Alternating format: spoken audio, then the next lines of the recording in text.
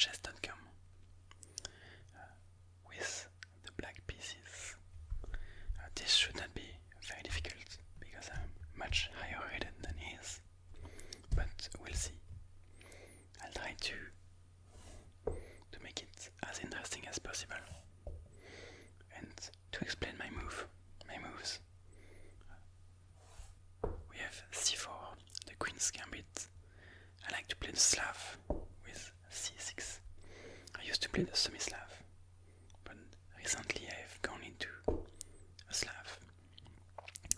Knight to c3, knight to f6. So far we're in normal territory. And after e3, I already have a choice. I can develop my bishop to f5 to g4, or I could take this pawn. I don't necessarily need to take this pawn now. After this early e3, I prefer to develop my bishop, and as much as g4 is possible. After a move like bishop to e2, I don't really want to take the bishop, and queen takes, I don't achieve much. So I'm just going to go bishop to f5, which is a move that I'm more used to play. We have pawn takes, and I'm going to recapture this with the pawn. So we are moving somewhat away from a Slav structure. The Slav structure is usually like this: pawn on e6 and on c6, which is a solid structure. But we have moved a little away from this, and we're going to get something resembling a French structure, but with the bishop outside of the pawn chain. We have bishop b5, check.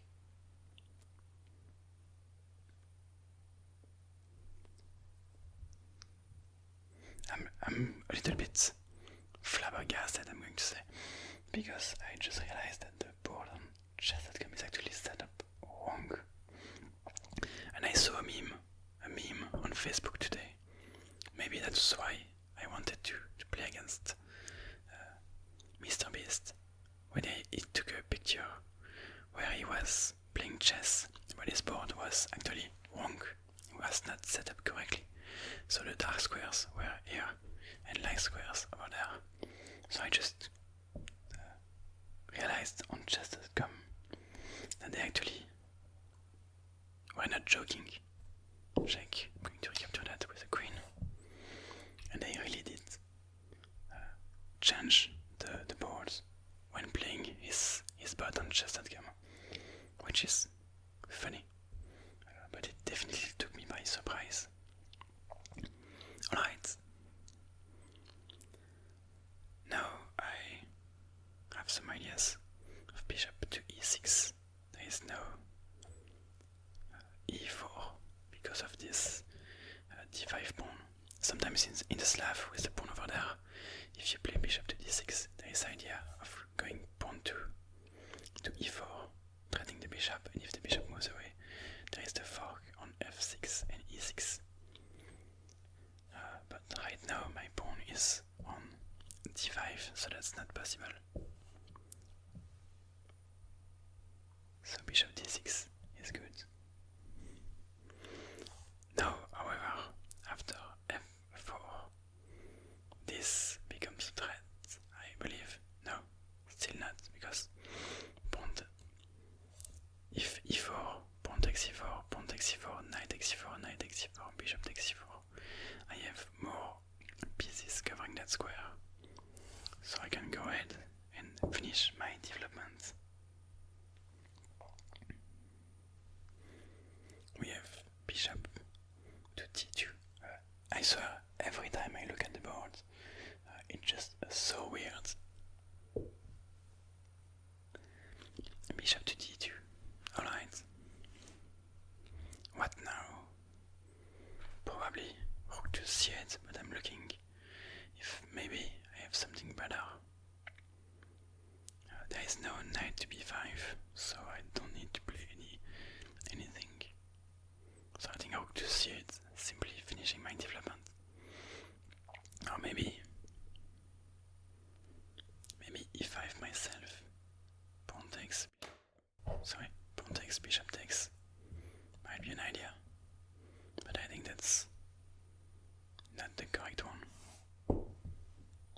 to see it. This pawn here is a little weak, but it's defended by the bishop. Okay, that's rook to a2. I understand that the chessboards are not really good, but this is just stupid. And I don't think anyone would actually play this in a game. Or at least not anyone rated 1100 Elo on chess.com. But the question is how to punish this. And it's not that easy. This king is not castled and there is an empty diagonal over there. So I have some ideas, maybe over there. If I play queen to c6 to try and go after this pawn, I prevent him from castling. And I increase the threat of going maybe e5. Or maybe just going to e5 now, try to e5. If he takes, I can take back and then push d4. So I think I'm going to go e5. I'm castled, all my pieces are developed.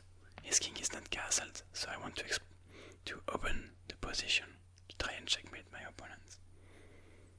We have king to f2, the pawn clouds now. I mean, the pawn cloud is usually king to e2, but this is definitely not how you're supposed to play this. So now I can take, if I take, knight takes is a little bit annoying. So maybe I want to do something fast before I take. Pawn takes, knight takes. I have bishop c5. Maybe, first let's play rook to e8. So that I'm adding some more pressure over there. I know Mr. Beast sacrifices his knight.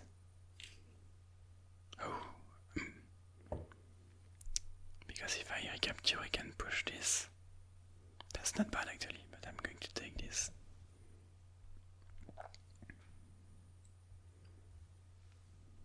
And we have e4.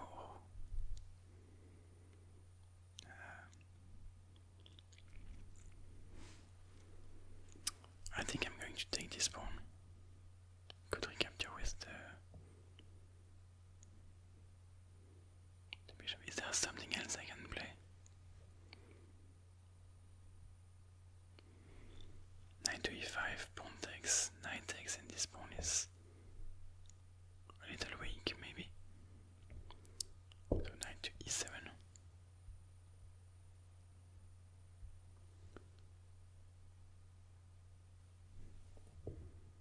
Bishop to b4 now, threatening this. But this is a mistake because he was going for this bishop. Now I can save my bishop. Not by going over there. I think I need to take this first, maybe. No. Bishop takes, pawn takes. This pawn is hanging. So no, actually I don't want to do that. I'm just going to retreat my bishop to g6. Save the bishop. And see what he goes with. He's going to take this. I'm going to take this back. And we have h3. Well, I could take this pawn on d5. I certainly don't want to see him play d5 himself. So that's why I'm going to take this pawn with my pawn. Because I really don't want him to play that move.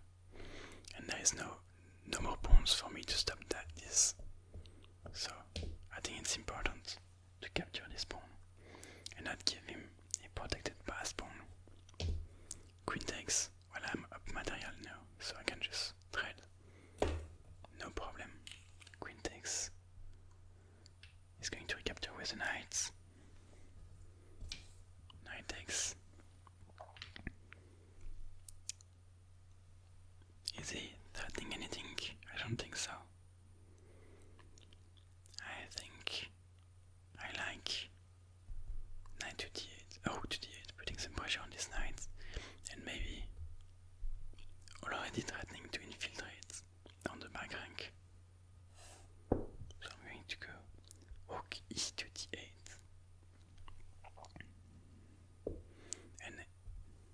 this is probably not a really good move, because now I can put my rooks on the 7th rank, or the 2nd rank actually. The 7th from my perspective, but really the 2nd rank. And this is going to be very difficult for him to handle. I can take this pawn, then oh no, I cannot take this pawn. Let's not make some huge blunder. I have to be careful that I could get back rank checkmated. I have not made any Luft yet. Like a move like h6 Luft from the words, the translation for air in German. You basically make some space for your king to avoid some back rank checkmates. But I'm just going to go and grab this pawn. And if he trades the rook, which he does, it's just even better for me. And actually, I'm threatening rook b8, rook b1 to win this rook, and he would have basically been forced to play rook h2 and basically trap his own rook. This is terrible, and I know that his other rook was stuck like that, but that's really bad. Now we have e5, which is bad on many accounts. First of all, I can win the rook, which is what I'm going to play, but first I'm going to show that he just opened the diagonal for my bishop. Right now my bishop is stuck behind this pawn, and maybe I have some ideas of going to go e5, pawn takes, bishop takes, but after f5 you will have e5, kind of like this, to maybe try to keep my bishop stuck and not help my bishop get back into the game. But e5 just opens diagonal for my bishop, which is really nice, and it unprotects this pawn, and it gives me a free rook.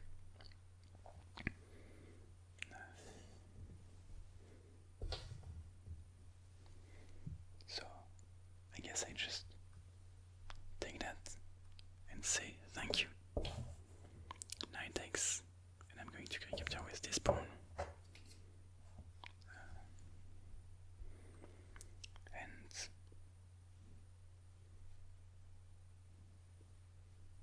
actually, I capture with this pawn, but I played this on my phone. But I think I'm going to stop here. Stop the video here. I mean, this is GG.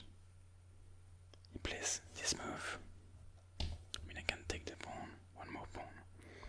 This is just going to be an easy conversion, and I'm not going to bore you with this. So this will be it for this video. Thank you for watching, and I wish you